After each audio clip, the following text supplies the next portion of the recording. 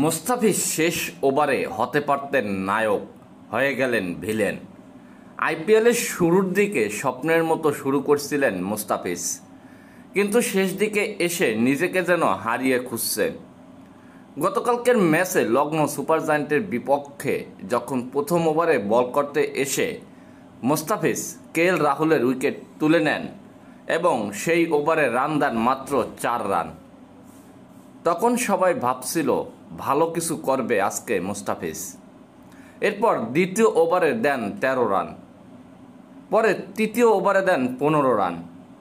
এরপর শেষ ওভারে লখনৌ সুপার জায়ান্টের জয়ের জন্য দরকার ছিল 17 রান, আর সেই শেষ ওভারে চেন্নাইয়ের অধিনায়ক বল তুলে দেয় মুস্তাফিজের হাতে।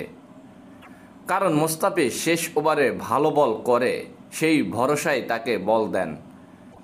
কিন্তু অধিনায়কের সেই ভরসাকে একেবারেই নিরাশ করেছেন মুস্তাফিজ এই শেষ ওভারে হতে পারতেন নায়ক, কিন্তু হয়ে গেলেন ভিলেন।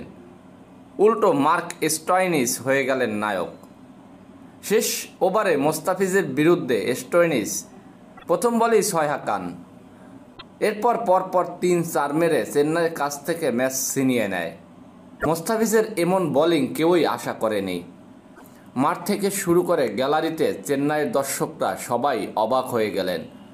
মুস্তাফিজ এদিন 4 ওভার বল করে 51 রান দিয়ে তুলে নিয়েছেন মাত্র 1টি উইকেট।